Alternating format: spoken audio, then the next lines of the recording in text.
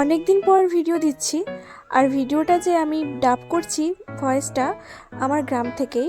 তো আশেপাশের পাখির আওয়াজ, লোকজনের আওয়াজ আপনারা পাবেন। এখন আমি যাচ্ছি আমার বোনের বাড়িতে।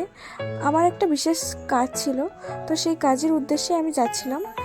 আর বোনের বাড়ি গিয়ে রাত্রিবেলা খুবই অসুস্থ হয়ে পড়েছিলাম। 4 ঘন্টার জার্নি কলকাতা, কাঁথি থেকে কলকাতা যেতে।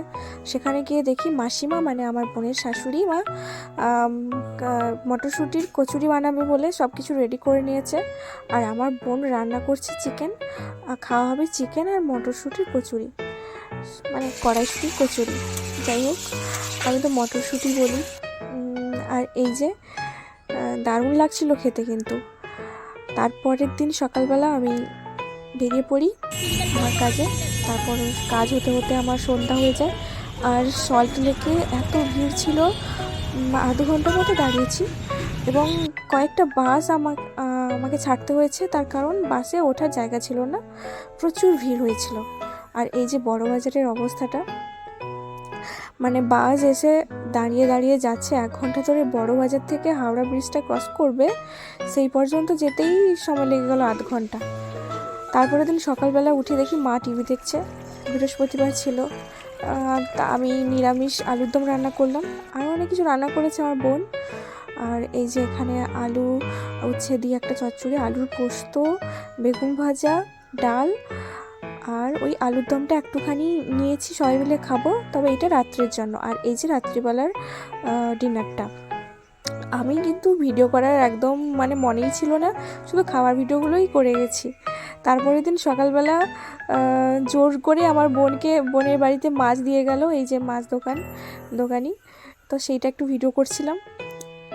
আর আমার বোন আবার, আমি লেজা খেতে ভালোবাসি, এই কারণের জন্য সেই সদ্য যে মাছটা দিয়ে গেছে ওই মাছের লেজা ভেজেছে। আর এই যে শাক ভাজা, মাছের তেল ভাজা, বেগুন ভাজা, আর এই যে মাছটা।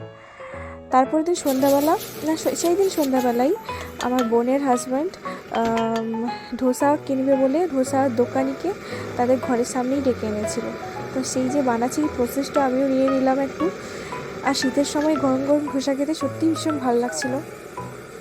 আমি কাঁথিতে একবার ট্রাই করছিলাম, তবে ওটা সাম্বারটা পুরো ফালতু স্বাদ ছিল।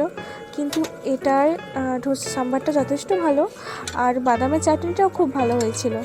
তবে আমি যে ব্যাঙ্গালোরে থাকাকালীন যে সাম্বার ধোসা খেয়েছি বা ইডলি খেয়েছি, তার সাথে এর কোনো তুলনা হয় না। তো কী আর করা যাবে। যাই হোক, সবাই মিলে এই দুটোই ছিল, ভাগ করে খেয়ে নিলাম। আর দোকানেও শেষ হয়ে গেছিলো মাল মশলা, এই দুটোই বানাতে পেরেছে। আর আমি রাত্রিবেলা দই বেগুন রান্না করছিলাম রুটি দিয়ে, সবাই মিলে খেলাম। তবে দই বেগুনটা একটু টক হয়ে গেছিলো, আর একটু চিনি দিলে ভালো হতো। খাওয়া দাওয়ার পরে সবাই লুডো খেলতে বসলাম। ব্যাস, তারপরের দিন সকালে নয়, দুপুরবেলায় বেরিয়েছিলাম ভাত টাত খেয়ে বাড়ি আসার উদ্দেশ্যে। অনেক 3-4 দিন মতো ছিলাম। আর বেশি কিছু ভিডিও করতে পারিনি, ঘর থেকে তো কোথাও বেরোয়নি, এই খাওয়া আর ঘুম থেকে ওঠা আর খাওয়া এরকমই করতে হচ্ছে। যাই হোক, এই ভিডিওটা আমি এখানেই শেষ করছি। আপনারা সবাই ভালো থাকবেন আর সুস্থ থাকবেন।